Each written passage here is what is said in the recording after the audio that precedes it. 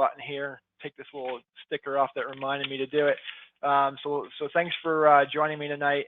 Doesn't look like we have too much feedback. And again, if you want to throw your video on, you're welcome to do it. If not, don't worry about it and stay in the comfort of your clothes. What I'm going to go over tonight is what I just sent out last night, and try to, usually I send these things out and nobody reads them, or very few people, and I kind of always do these slides to accompany the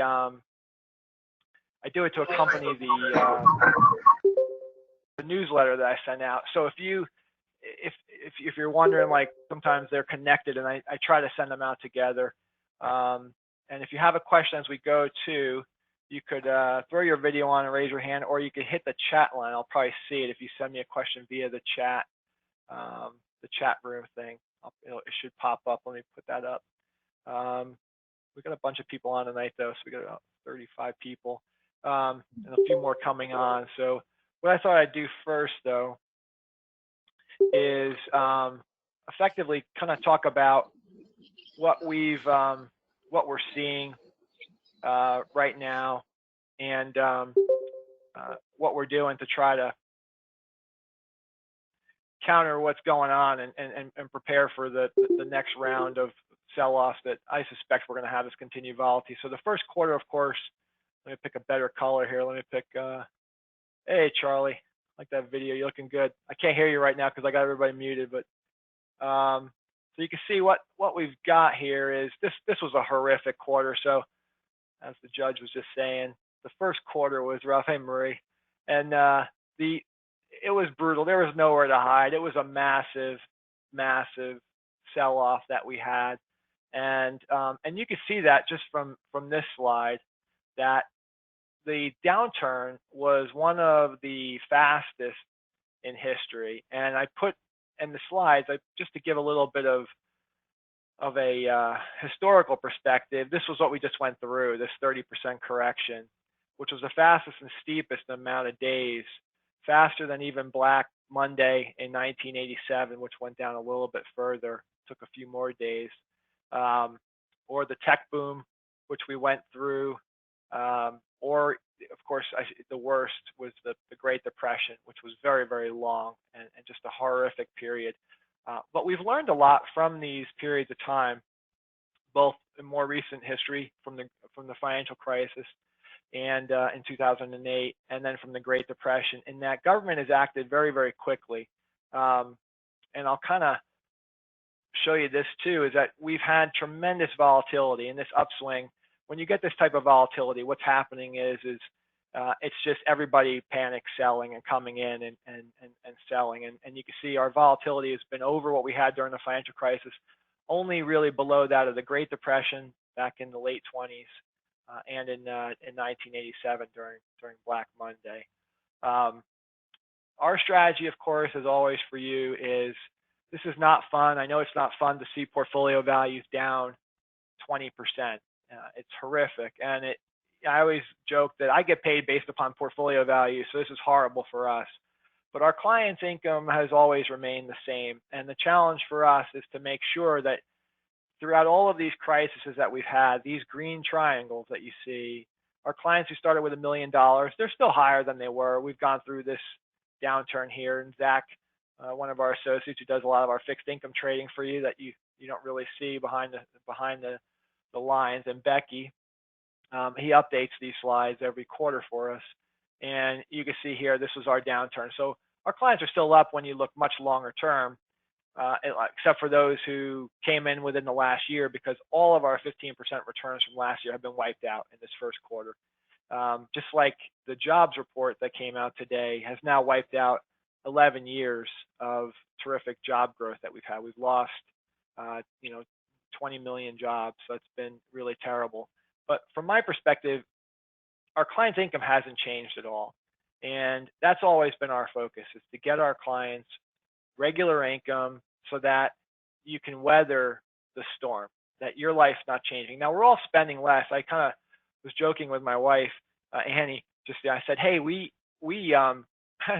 I've got my wallet here on my phone. I'm like, I got the same $300 in my wallet because my kids aren't bothering me to take anything out. And you start to realize when you're cloistered and you have these stay-at-home orders that you just don't have to spend as much money, right? You find out like, oh, I'm just not spending. And of course, that's very bad for the retail sector and many parts of the economy that rely on us spending money, because 70% of our GDP comes from the American consumer and the spending that we do. But our goal, as always, is to focus on companies that continue to get you income. And to show you what that means too, I'm just going to show you a quick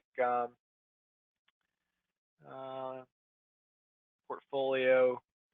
I'm just going to show you my portfolio for our staff and our 401k and my full retirement is invested side by side our clients. And if you look at right now, we've certainly changed the portfolio. I'm moving around the stocks that I think, and let me make this a little larger for you to see here. I'm moving around the stocks that I think are going to have sustainable dividends. So for example, General Motors cut their dividend, Ford just suspended theirs. So I felt it was time for us to get out of those stocks, much higher risk, and let's buy Kraft Foods and let's buy companies that I think are gonna, where the dividend is not as in jeopardy. So regardless of the prices being down, it could be a company such as Bristol Myers, which we recently bought, which is higher, or let me find one that's a little lower, like General Dynamics, which we just purchased. But even if the price goes down, the income is the same for our clients that our clients are getting. And and let me just show you Altrius's portfolio here, just so you could see our 401k. So all of our associates we own the same stocks and bonds that you own. And as you can see here, our U.S. stocks right now, we're at a 33% allocation, earning 4.4%.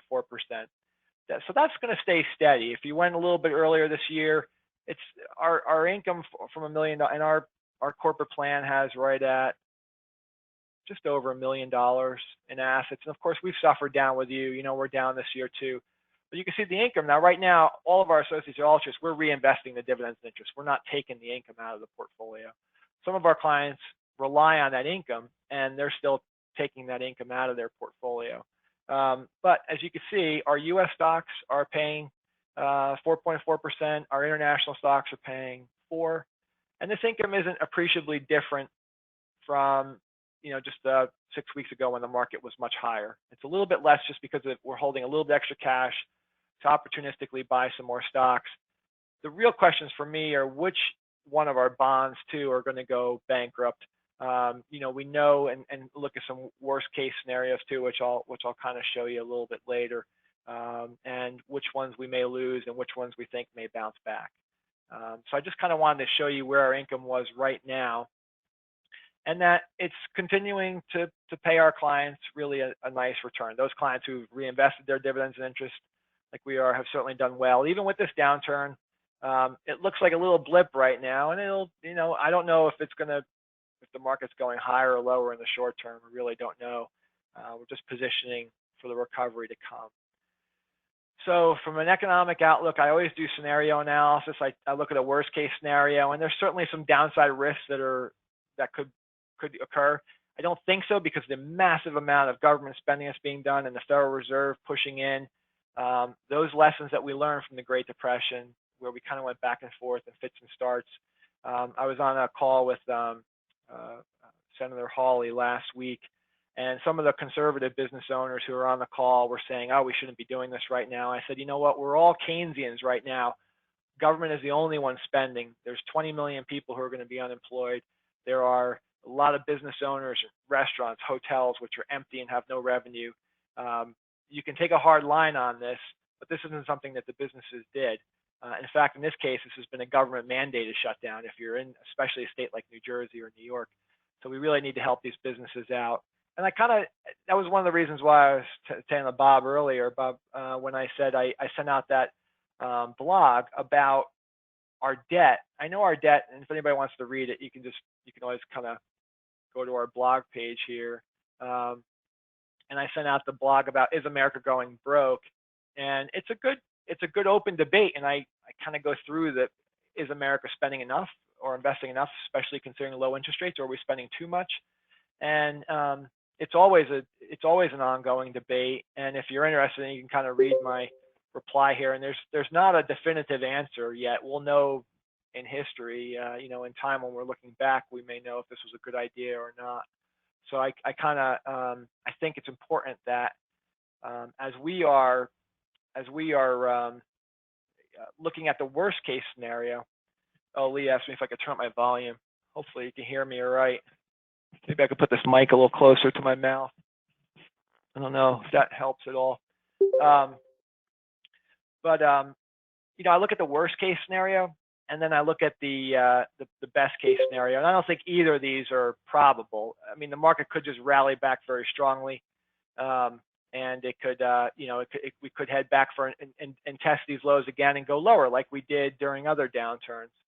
The middle case here, I think, is more probable, where we'll do okay, I believe, from current levels over longer periods of time, over a 5-year period. I'll stop here and just open up everybody's mics here, just so I can see if you have any questions. Let me turn everybody's mic on. Does anybody have any particular questions they want to throw out while I'm going? I don't see anybody writing any other thing on the chat. Can you hear me okay? We got you. Yep. Okay. Yeah, we can hear you. Okay. I'll keep going here then. Anybody doesn't have any questions right now? Hear you just fine. Great. So the mean case here, and you can see this is why right now I can't buy you a U.S. Treasury. You know, when you look at it, guarantees you a horrible rate of return in a bear scenario, in a bull scenario, and a mid case scenario. There's just no opportunity here, and this guarantees failure for our clients who are taking income. And you can see that around the world. Here's let me show you the rate board. These are yields around the world, and here in America, I can't buy you as you can see, this is a 10-year Treasury yielding 0.6%. Well, that's not going to get you to retirement. If you're 60 years old or 70 years old, and you're going to immediately be dipping in the principal. It's going to be safe. What's really funny is that some countries, like France, has a negative yield for their 5-year bond. Switzerland has a negative yield for their 30-year bond. That means you got to pay Switzerland to hold your money, which is crazy, right? I mean, it's really kind of remarkable to think about. There's also negative yields in Japan for their 5-year bond, and in Germany all the way out to their 30-year bond. You have negative rates. Here in America, we still have positive, but not much, especially after taxes and inflation. You're going backwards with this money. So it doesn't make sense for me to buy these kind of bonds for our clients. We're always trying to get you, that 5 to 7% return, greater than you would get from a riskless U.S. Treasury, and try to get you to that comfortable retirement. And that's why we're focusing, as we have always, in the high yield sector. Last 2 weeks ago, we were able to buy ConAgra and Dr. Pepper Keurig at 5.7% yields, which are terrific companies that I don't think are going to go bankrupt. But that opportunity is gone. Now those bonds are yielding 2.7. It's just an opportunity that came and went. But when the Federal Reserve started backdropping the system and abject panic was going on, we were able to get in there and lock in some terrific yields for our clients. The municipal bond market is not offering any good yields either, unless you're willing to go into some distressed areas. So that's not an area we're finding much opportunity right now. Now, this is where you get the pundits on TV, including me. I guess I could blame myself when I get on Fox Business in the morning, which hasn't happened since the COVID shutdown here. But so I'm just kind of showing it. Goldman Sachs, Morgan Stanley, all the bank economists, just to show you that nobody has any idea where the economy is going. So when you hear a bank come out and say the market's going to do this, or our models say that, nobody knows. I mean, this downturn for GDP during the second quarter could be as deep as Goldman Sachs's, or it could be as shallow as Citibank and Morgan Stanley were estimating. And then we could get a quick recovery. We could see the GDP snap back. I don't think we're going to see this quick of a snapback, because I think our psyches have changed pretty dramatically.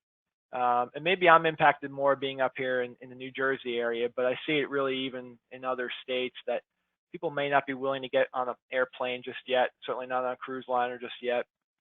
And when we go back to restaurants, we're going to be doing it in a different manner, maybe socially distancing for quite a while until testing becomes more rampant. So it's really, this is a health issue, and people are kind of stunned. Why has the market recovered so quickly? We've seen this quick snapback in the market. And the answer is the market's going to look forward at some point when it sees some good health care news, or when it sees that there's some good green shoots coming through. Even though we have some terrible economic news right now, it doesn't matter really what you look at. If you look at all the economic indicators that I'm looking at, I don't know, just pick one of them. I mean, here's the jobless claims. This is just to give you an idea of how bad this is. We've had, and let me give a real short-term chart here, 3 months. We had, we were going along at initial claims being very good. Then we had 3.3 million jobless claims hit. Then we had 6.9 million almost, and then another 6.6 million, and then today 5.2. Totaling 22 million. That's almost all. If you think about it, there's 30 million jobs that are, I guess you'd call non-essential type jobs in the hospitality and retail that are real essential to those people who had them, who are now out of work. And they've been forced out of work because they've been forced at home.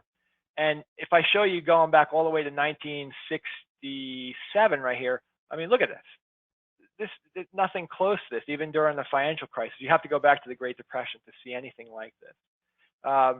Now, the question is will it recover very quickly or not? And this is true for any of these economic numbers, and why I always talk to my analysts in the morning and say all these economic indicators are always backward looking. You can't look at any economic indicator and portend what the future is. That doesn't happen. Economists think we can, but we can't. It doesn't matter if it's building permits or the retail sales were abjectly horrific. And if you look at, again, here's the retail sales numbers, and let's look at a max chart just so you can see. You can see going back to 1992, this is just one of the worst drop-offs, much worse even than we had during the financial crisis. It's very sharp. Again, the question mark is will it come back? Will people go shopping again in Bed Bath & Beyond when Bed Bath & Beyond is allowed to open from each state and from their governors? And that's an unknown question right now of how quickly they'll come back.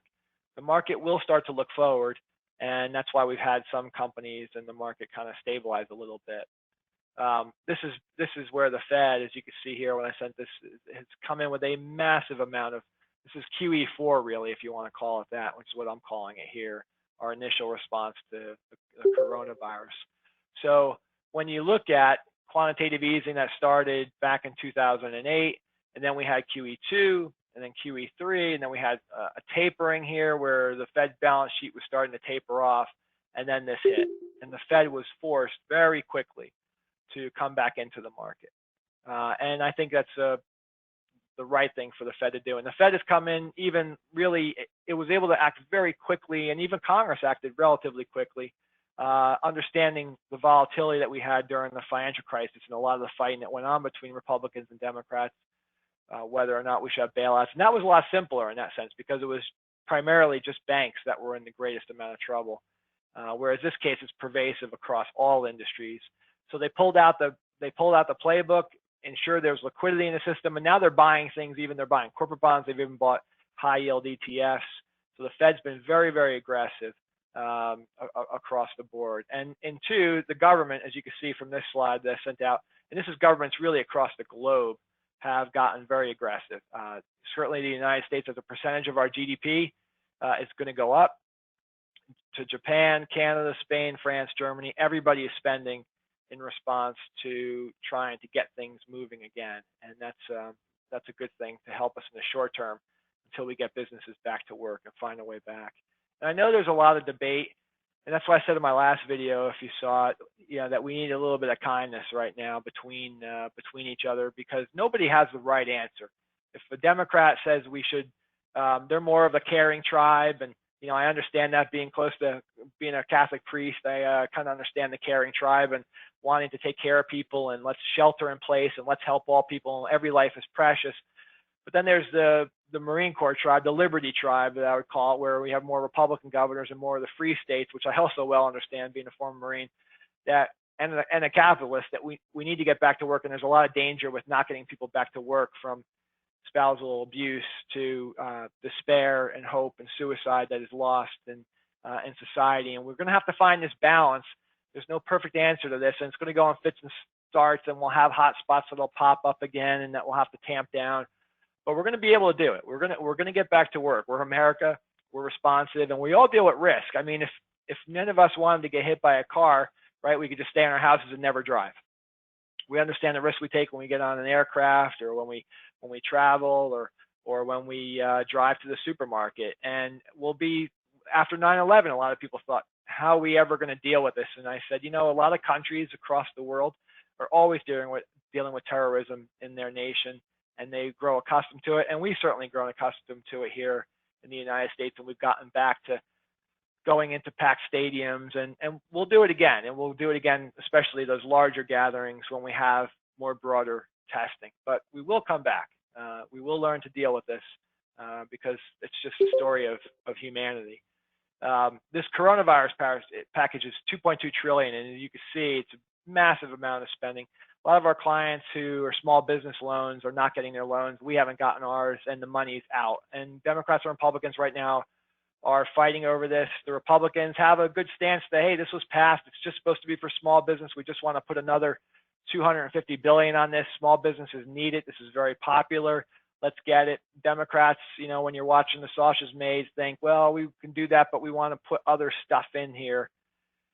Eventually, I think they'll come to a compromise, knowing that they need a little bit more than the $2.2 trillion right now in this package, and we'll get a compromise and get more money to people who need it. In the meantime, small businesses are suffering.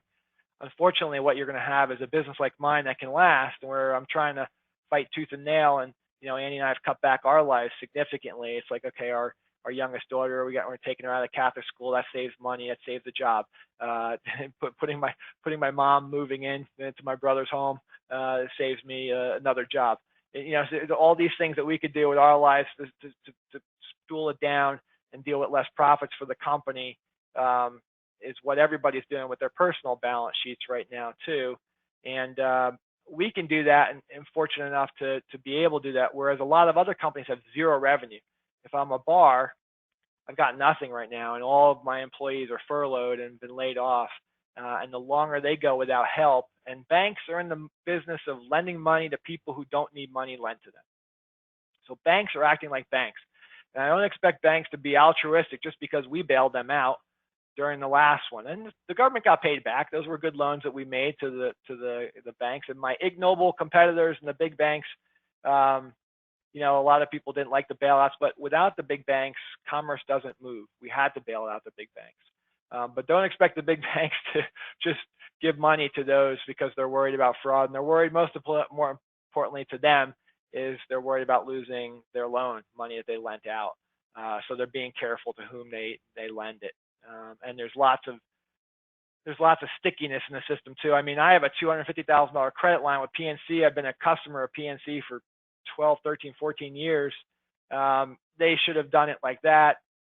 And we got an email this morning saying, oh, we need again to know who's the business owner and who owns it. And Annie and I were like incredulous, you know, 8 o'clock this morning, sending another email back to PNC and saying, I'm the owner, I own 100%. You guys know this. But that loan's not going to go through, and it's getting held up now in Congress too. So hopefully more money will come to the businesses that need it though. This is going to certainly add to our national debt. And this was, if you read my blog, the big question mark and the big debate. If you're a young doctor coming out of med school, banks are happy to lend you 300 to 1. You know, if you make $300,000, they're happy to build you a nice $1 million home. They feel good that they'll repay you. If that young doctor got a $300,000 with that $300,000 income, and the bank said, "Hey, I got this 5-year adjustable rate mortgage, and give me the $1 million back that we lent you," the doctor would say, "I don't have $1 million. You know, I just want you to I'll pay your interest because I have this good $300,000 income, and I'll keep, you know, paying you the interest on that adjustable rate mortgage." And that's really where America is, right? It's not like the whole argument of, oh, we're going to load this up on our children. Our children are not going to have to write a check for $5,000 for every person for our national debt. the government will just keep rolling this forward. And the question mark is when will people lose faith in America's ability to repay? And nobody wants to go back to the Carter years back in here when we had very low debt. And Iceland and Ireland were at 30% debt to GDP. And of course, during the Reagan years here, and if I showed you World War II or right after World War II, we got out of World War II by a massive amount of spending. And then subsequently over time, we continued to reduce our balance sheet. We haven't done that yet. And this is entitlements, and whether or not we do it is an open question to be answered down the road. I always say that capitalism will find an outlet somewhere. Hopefully it continues to do in America. But as an investor, I'm looking around the globe for companies, and our companies in America here too are selling, whether it's Kraft or Procter & Gamble or a Swiss company like Nestle is selling around the globe, regardless of their country's policy. This is a big issue. I don't want to talk too much about this, but you can kind of see what the world is pretty angry at China for good reason right now. And we'll figure out where this thing started, and it's going to hurt China. Certainly, we've seen the tariffs have hurt us too. As you can see, this little drop down here from tariffs and some of the stuff that we were losing from revenue. We're getting some back, and it was hurting China also, tariffs were. And since China's been in WTO, you can see this trade gap. And I don't mind trade gaps as much as making sure that both sides have the opportunity to grow. It's not a zero-sum game. America can continue to grow, the world and China can continue to grow. But we're going to be bringing back a lot of stuff to America to be built here in response for our national security and emergency, whether it's healthcare or goods. That might be a little bit inflationary, but it's something I think we probably and likely need to do here in America. The consumer was in great shape. We were all in great shape going into this, and the consumer was improving his balance sheet, as you can see, post what happened during the financial crisis. But that doesn't mean that people who have lost their jobs are in good shape. Usually people only have 1 to 2 months at best. Some 80% of people live paycheck to paycheck.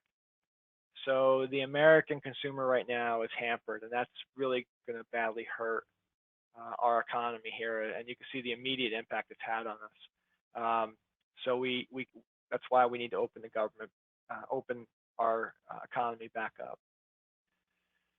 Same thing with corporate profits. You're going to see, as I say, economic indicators are always lagging indicators. This thing's going to drop down precipitously, and you're going to see a gray line in here. The question is how deep and gray is this gray line when I fill it in with a recessionary block here?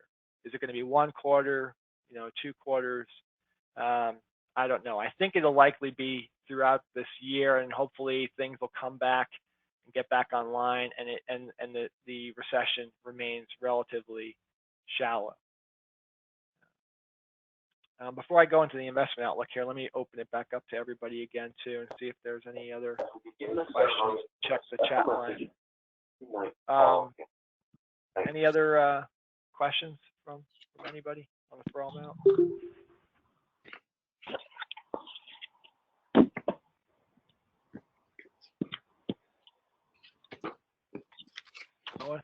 Okay. All right, I'll just mute everybody here again and keep going.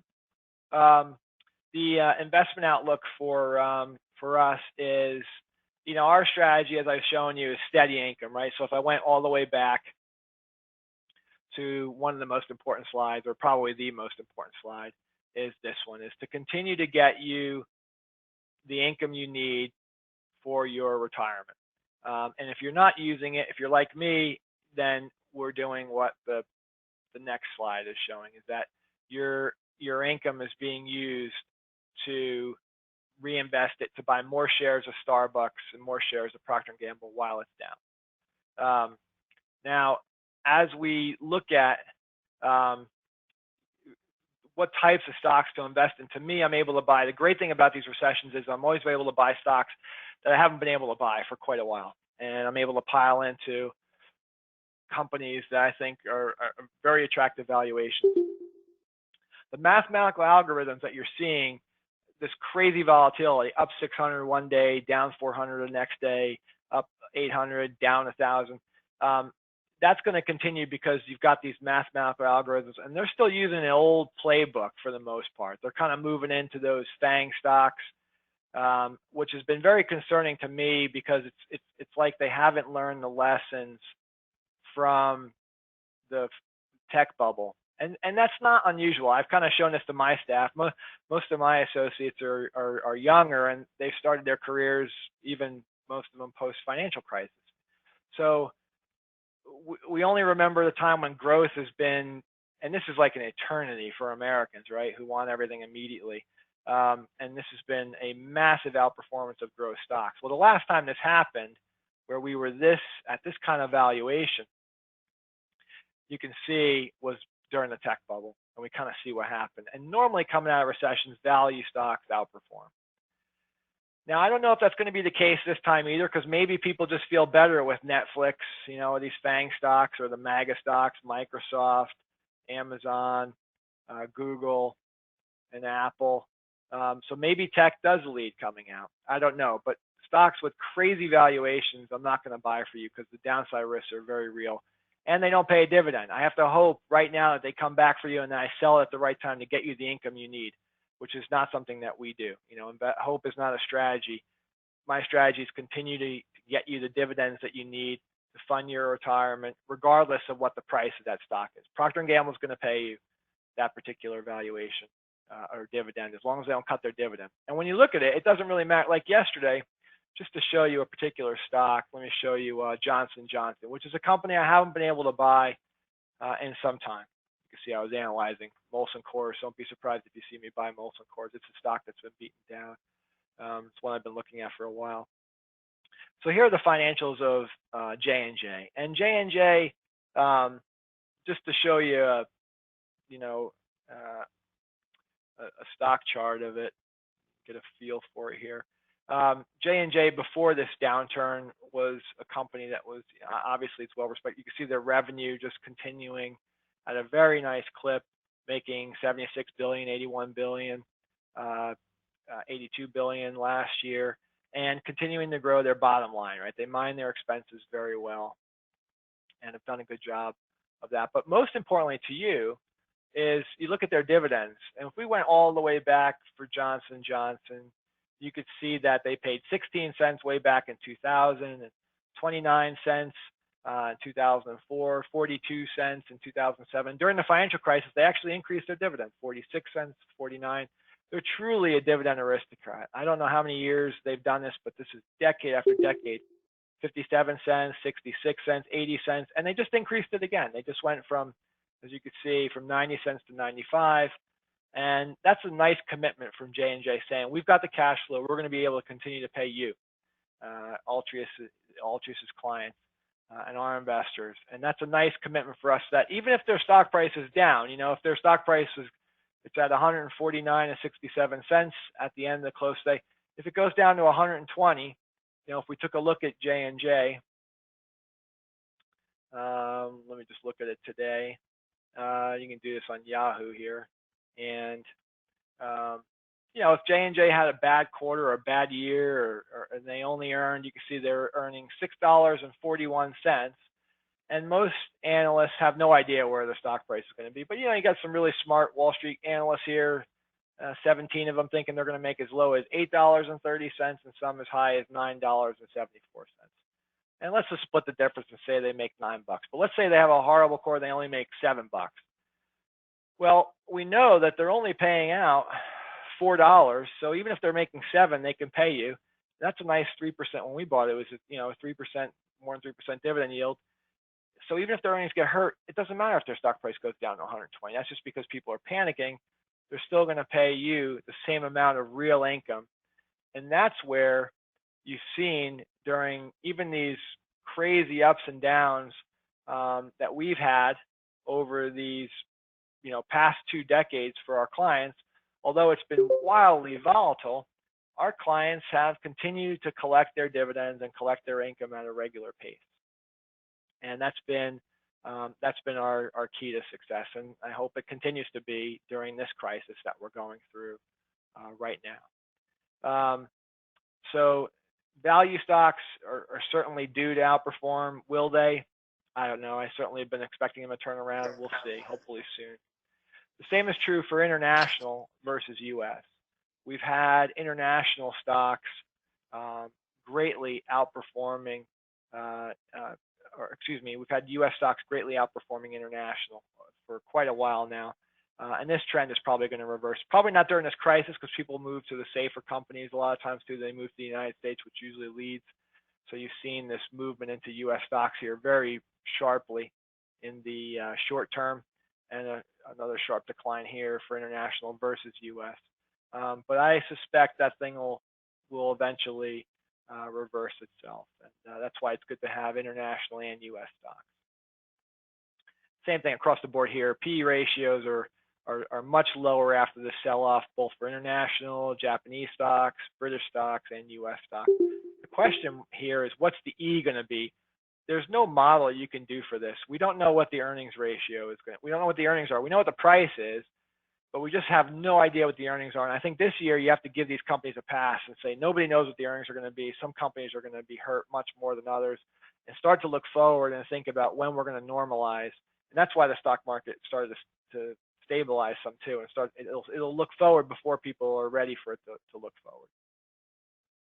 We're at historic lows in treasuries. You know, you can go see going back to 1962. We're at all-time lows, and we hit very, very low there. We actually went negative on our 1 month and 3 month treasuries, which has never occurred for the United States. So this is quite remarkable. And I think this is, you know, I thought here back in 2008, I said we're going to be lower for longer before we normalize. I thought by now we would be back to 4%, maybe even 5%, but I was thinking 4%.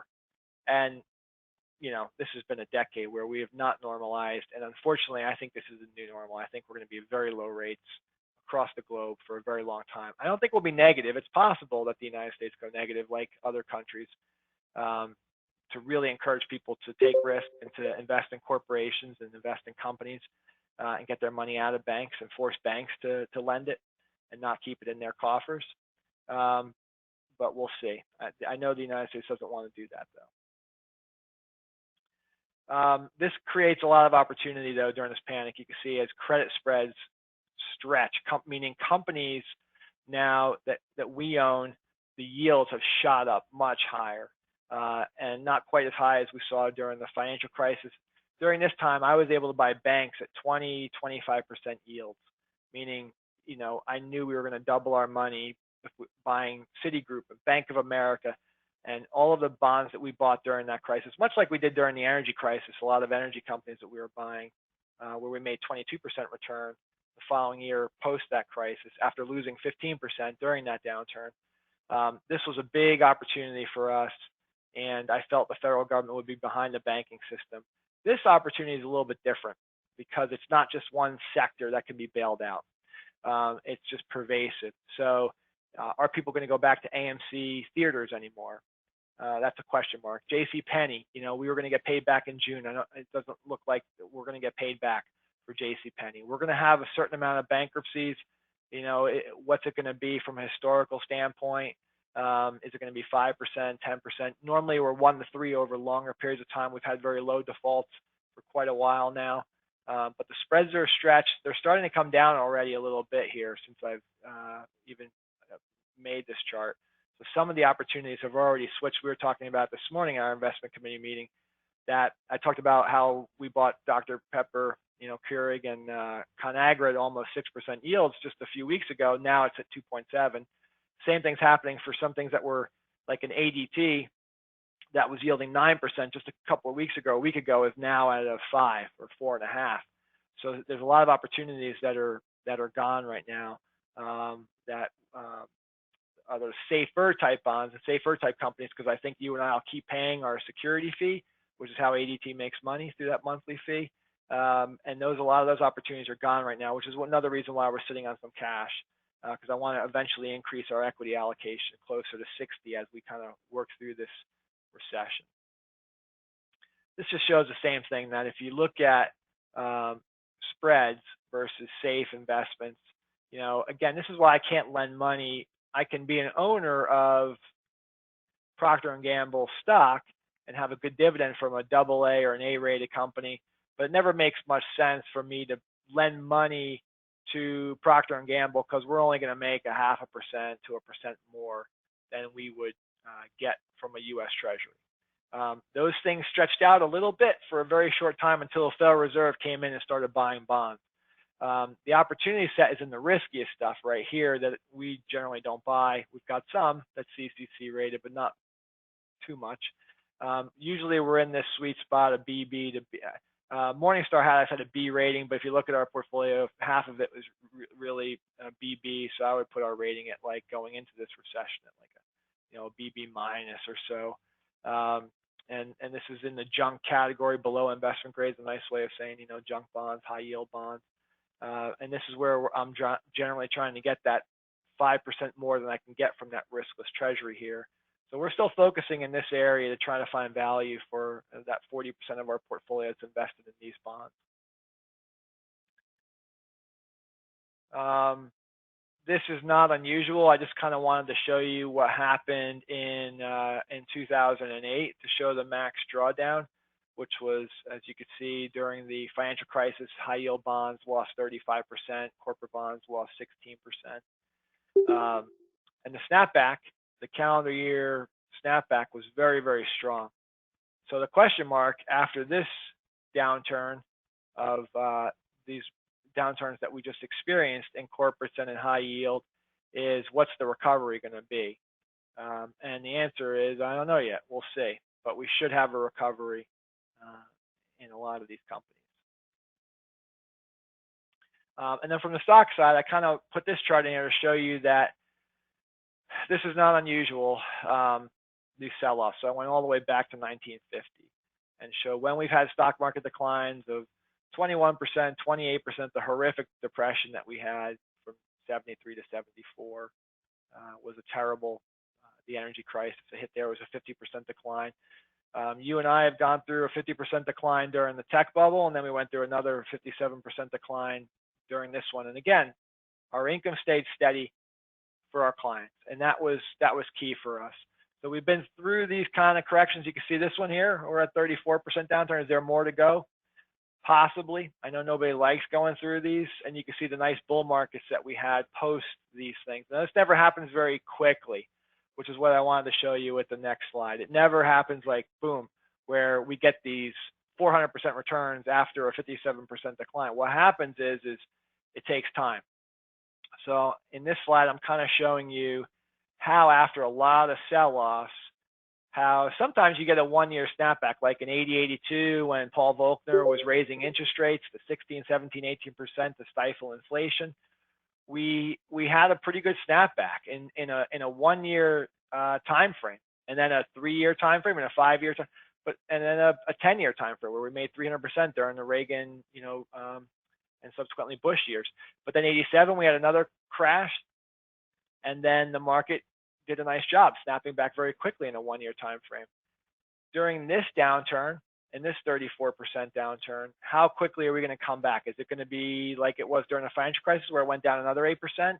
Are returns going to be still pretty flat to zero over a 3-year period? And will we come back over a 5-year period where things start to normalize? And then you can see this big bull market we've had recently. And I don't know the answer to that. I do know that we have to stay in it, though. I heard Morgan Stanley today had their high-end clients, 23% were in cash, which is really remarkable when you think about it, that they put so much into cash. So clearly they've cashed out and they've missed a lot of this recovery that we've had just in the last week. And then, again, could go back down. But for us, we just want to stay long-term, collect the dividends, and continue to invest as we do recover.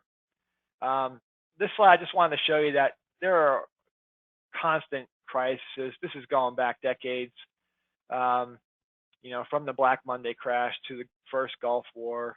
I was coming out of the Naval Academy in '91 into the Marine Corps, and we had all these things going on. Plenty of crises, Asian flu, plenty of SARS. Nothing like this pandemic. You got to go back to the Spanish flu back in 1918 to see anything like we've had today. And of course, we went through the financial crisis, and we've been through plenty over these past 2 decades since I've been managing money, since back here in 1997 when I founded the company. And we've suffered through 50% declines during that time, but we've done well. And now, we're down again right here, and but we'll recover. Great American companies and great global companies will recover. And human ingenuity will overcome this, and we'll figure out a new normal of how to manage risk, and we'll work our way through this. And all the while, the dividends will be there for you so that you can continue to collect it while we wait for that recovery. I'll stop here again and open up the lines and see if anybody has a question. Again, you can send me a quick chat question if you want, or just shout it out. I think I've got everybody off right now, so you can shout out a question. Jim, did you see the latest plan today that was announced at 6 o'clock with regard to opening back up the country? I did. The president was very nice to get off just in time for our meeting. I Correct. told him I want them off before. That was very kind. That was nice very of kind. him. Yeah, and I think I think the plan is very good, right? When you look at, I put the COVID. When you look across the country, Johns Hopkins has a great website here. They got the global map, which shows the world. This one looks horrific when you look at it. It can look pretty bloody. But I think the U.S. map gives you a bit better perspective that if you live in North Dakota or Montana, and these governors can open up their states, or those of us who are down there in North Carolina. And I'm just going to pick a county here in North Carolina. Just hit them. So you can see Lenoir County has 15 confirmed cases and 0 deaths. Well, certainly Lenoir County can probably open back up, right? And people can use social distancing. And if we have a hot spot, if we see Lenoir County popping up, the Governor Cooper can make sure those areas are taken care of. If I hit this red spot here, you can see Wake County still only has 537 cases and 1 death. By shutting down, we've at least dampened the curve and not overwhelmed the healthcare system, even up here in New York, where with the extra beds. So the president's plans and governor's plans to get the country back to work, these red areas are going to take longer. Today, New York and New Jersey announced they're closed down till at least through middle of May 15th. But each governor is going to make different decisions here. And that's what our federal system is, right? If I just let me pick a county here. And I mean, Rosebud, Montana has 0 confirmed cases and 0 deaths. Certainly they can get back to work and go out and farm and do all the things they're doing in that county. I've never been there, but I think that's a good plan to kind of get us back to work, because in balancing that, as I was saying, it's going to take some kindness, and we're not going to get it perfectly right, but we're going to have to find this balance between liberty and business, and our Bill of Rights and freedom of assembly and those things, and then also public safety. And as I was talking to my kids at the dinner table tonight, I said finding that balance is going to be is very important, and good government does that. A good government's not overly repressive, and you can't go all the way to anarchy either. We can't have that, because then that's not good for safety. So we'll find that balance, though, I think, eventually, and get back. But it's going to happen in fits and starts.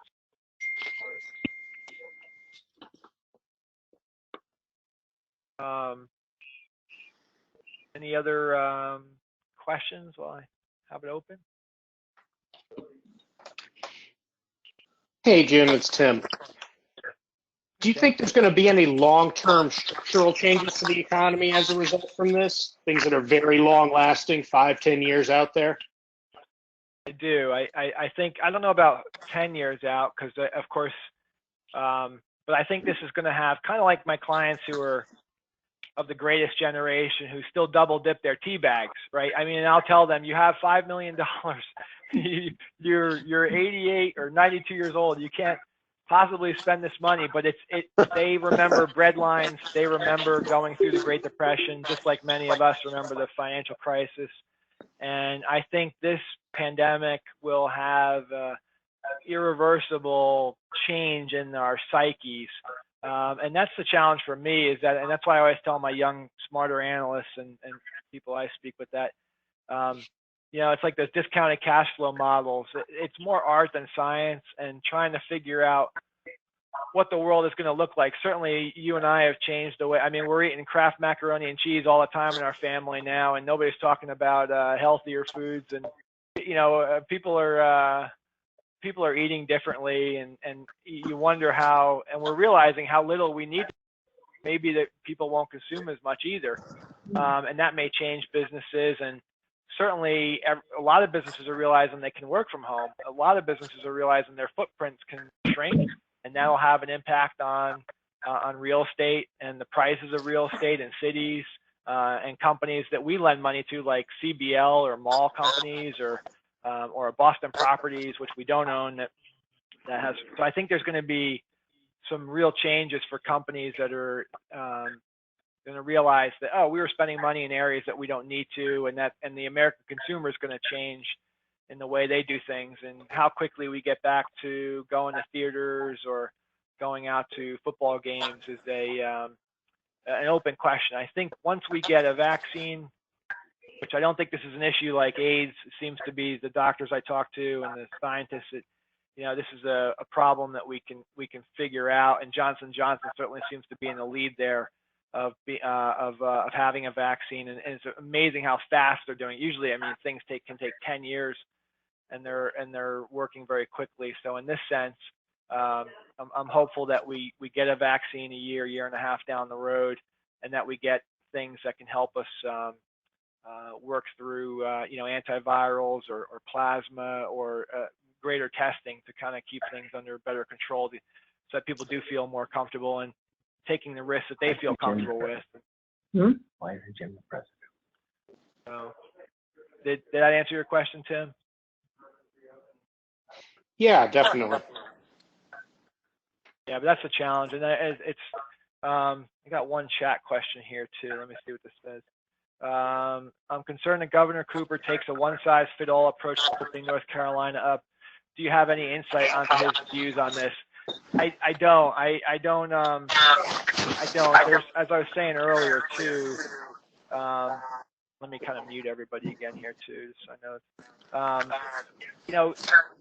I think there's definitely a different approach. I kind of understand some governors erring on the side of on the side of caution. Again, it's usually the more Democrats that are that caring tribe and want to shut down more to be safe, and then some of the Republican governors erring on the side of liberty and trying to find a balance there. Hopefully, Governor Cooper will look at the map of North Carolina, as we look at it here, and let me zoom in on North Carolina here, and he'll look at it and say, I think that things look pretty good in Carteret County, or out by the beach, or Jones County, or Craven County, where we have an office, which has this funny little shape here. There it is.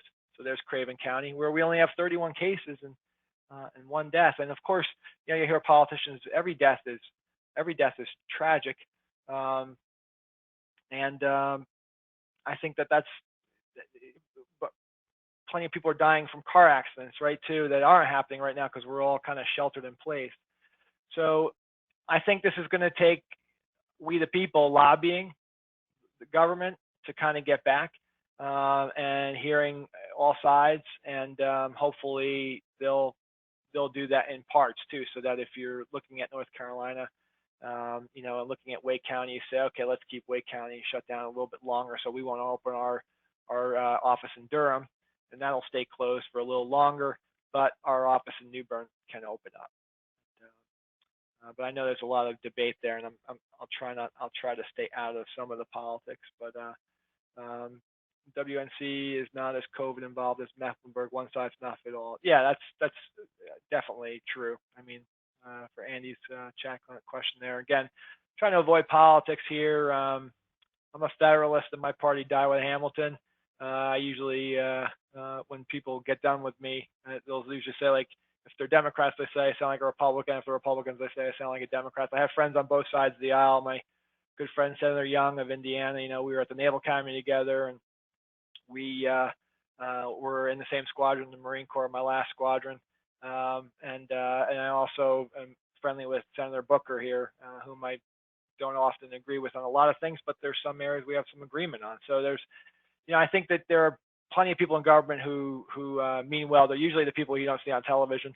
I think that even though there's disagreements, they'll eventually come together, and the local governments usually do a good job of that too. So local governments can pressure governments that aren't, and we're seeing that in New Jersey especially.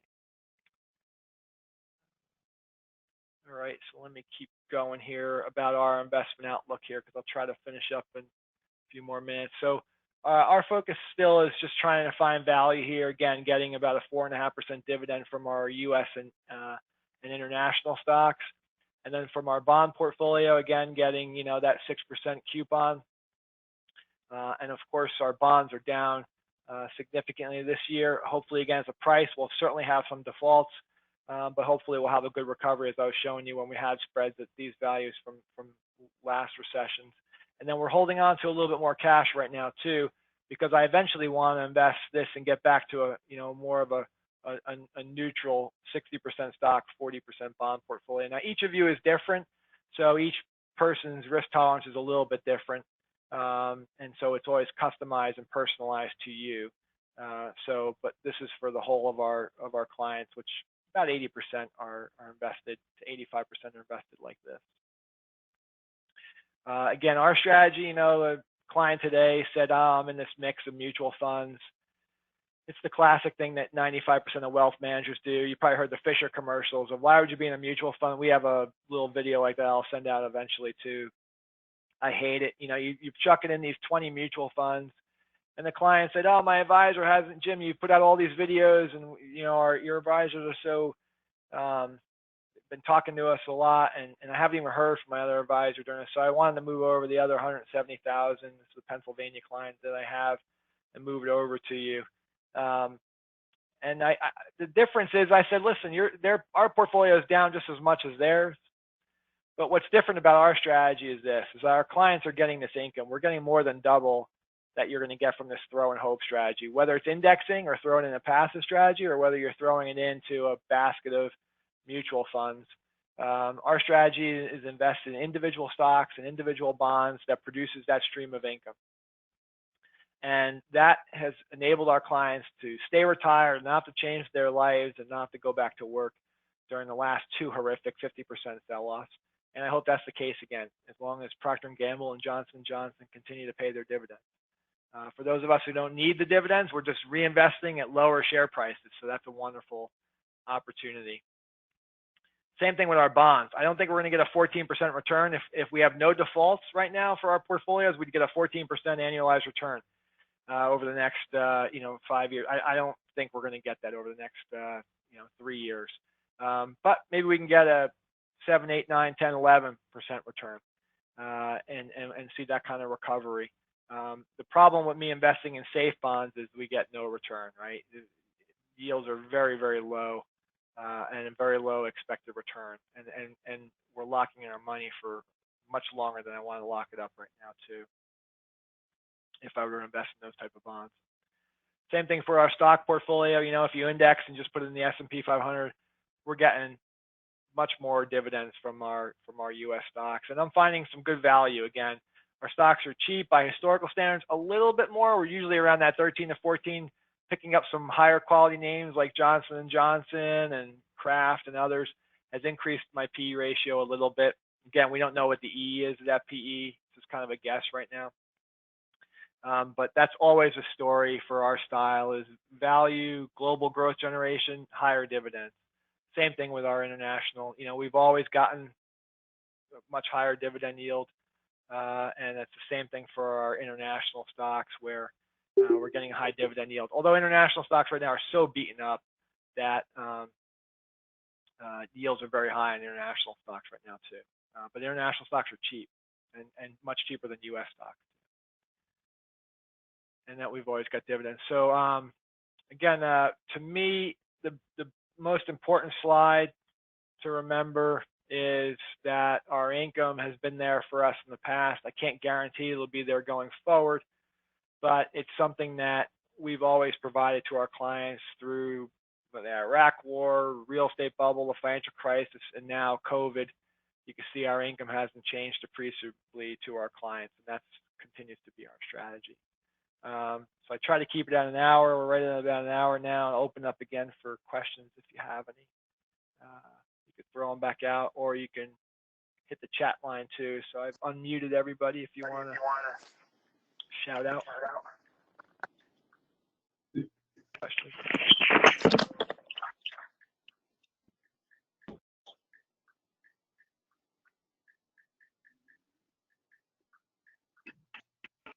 Nothing? Hey, Jim, Hey, Jim. Just Hey, Chief. Do you know if there's any stats relative to the regular flu versus the COVID, number of cases, number of deaths? Because I think once we stabilize and understand the difference between the two, I think getting back to the regular economy that we're used to won't be as difficult as maybe it looks right now. You know, right now it's just hyped up by the media. Yeah, I think that you're right, Chief. I think that the, you know, I don't know. This is certainly more virulent than the common cold, so that's the downside. And the death rate, we don't know either because we don't have enough testing, or antibody testing is not as reliable. So we don't really know what a true death rate is right now. You know, how many of us, I had a horrific flu. I haven't had it as bad in like a decade. And I've had a dry cough. And my daughter, two of her best friends from college had it. I don't know if my daughter gave it to me or had it too, you know, and so many of us may have had this and not even known it. And that would certainly make, some people are saying it could be, the death rate could be as low as the common flu at 0.1. And once we get a vaccine, maybe we can get that down to.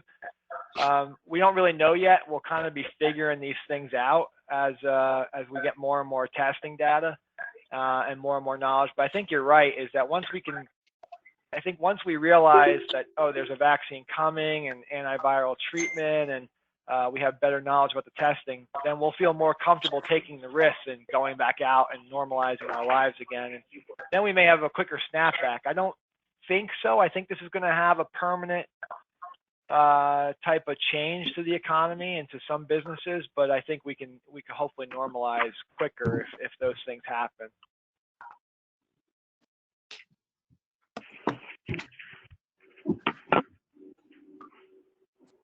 Can I answer your question? Well, thanks for the info, Jim. No, thanks for the info. Appreciate it. Anybody else have any questions?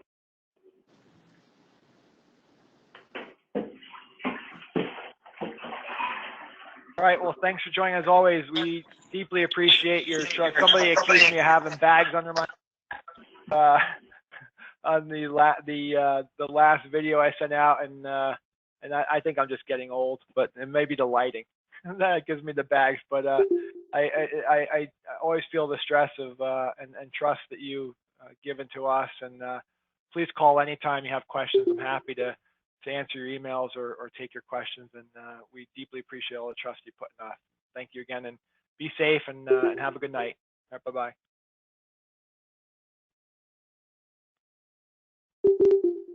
Good night. Good night, Jim. All right. What'd you learn?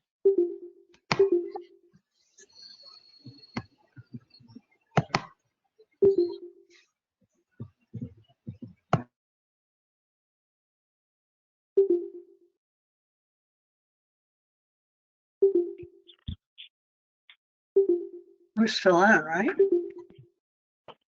Yeah, we're still on, Marilyn. I just stopped recording though. How you doing? Oh, it's good. I was wondering if that was the cup.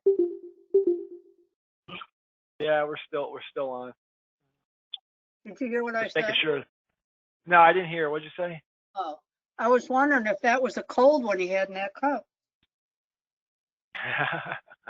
Just water. Oh, that's too bad. No vodka. No. Oh, okay. Well, have I a only good have night. about Thank you. 1 or 2 glasses of wine a year. That's about it for me. Oh, it's not what we heard. Well, that's fake news. Fake news. Yeah. Fake news? Yeah, and not according to Annie.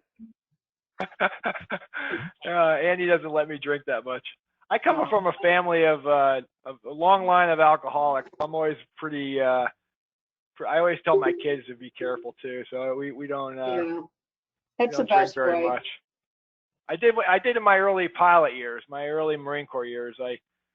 I would imbibe too much back then, but last couple of decades, not so much.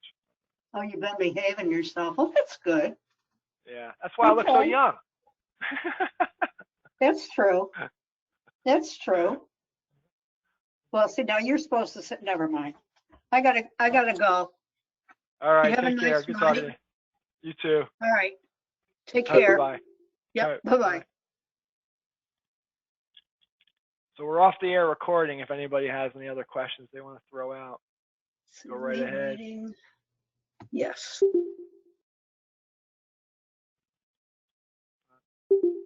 All right, I'll go ahead and get off. Good night, everybody. Thanks for joining tonight. Appreciate it.